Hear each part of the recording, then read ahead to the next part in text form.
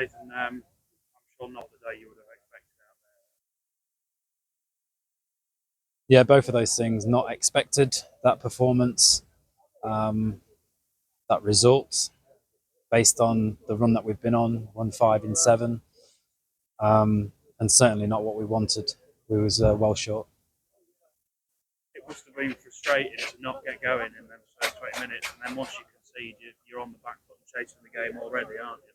Yeah, I think two informed teams. I mean, they're third in the form table as well, so they're in good form coming here. So yeah, the first goal is always important. But we've got to be honest with ourselves and our own performance. And today, we just didn't get to the levels that we have done in recent weeks. Yeah, we fell massively short. You're chasing the game to not trouble the keeper once. I can't think of any outstanding chance. That must have been another deep frustration as well. Yeah, it was just disappointed with the whole performance from start to finish. If I'm honest, I've been really transparent with the group since coming in and working with them, and they're honest lads in there. And Tom alluded to after the Boston Town game that actually we didn't want a repeated performance, and we have made huge strides since over those four months since I've come in. I could see that, I could observe and could see that there was huge progress. However, it just feels like a backward step today, a bit like Boston Town. That the performance levels just wasn't where we needed to be. We were just saying that you can almost accept off days that they're going to come, but lack of effort, I'm sure, would have been the most disappointing thing in place. Yeah, I've got to be careful not to not to put it down. I'll have to watch the game back. I don't think anybody wants to, as a player, personally, and speaking from personal experience, I think that is the worst thing that someone could say about you if you was lacking effort and it wasn't and you wasn't working hard enough. So I don't want to straight after a game, emotions run high. I don't want to kind of and put it down to that. Like I said, we're gonna have to watch the game back, but it just felt flat. It just felt like we didn't have an identity, we didn't have a method, we didn't have direction, and that's really surprising because I thought that we've looked a really good team in recent weeks, and today we just looked like we was playing like individuals, and as a result of that, then people was chasing in ones and twos, not as a collective. We just looked disorganised. It's really hard at the minute to put my finger on why that was. Inconsistency being the main problem as to why you are where you are. And again, today you've missed an opportunity. Results got your way, and you could have got a bit closer back to those playoffs, but the opportunity passed you by.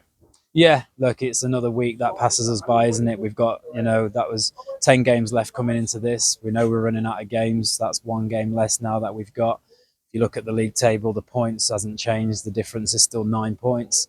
However, it was a real opportunity for us to continue the run that we've been on recently, to gather and continue and sustain that momentum going into those final games. So, the lads have got to dust themselves down. We've got to be brutally honest with ourselves. That wasn't acceptable. There's been some harsh words in there. There's been some home truths, and we've been really careful of the kind of tone and the way that we've approached things because we don't want to kill them. Equally, though, I think when we perform like that, especially at this stage of the season, based on how we've been recently, yeah, it's just not acceptable. Playoffs still to get 9 points, but it'll need that form. Yeah, absolutely. Like you said, the table doesn't lie. If you look at the league table, I mean, I think we drew one, is it? We've won just as much as we've lost. So that tells a story that that we've either been really good or really poor, and no middle ground. And I think that probably reflects on today's performance, how we've been across the season so far. The table doesn't lie. We can't get away from that fact. I still stick by what I said. We've got good players. They're a good bunch. But we fell short. We just wasn't good enough today.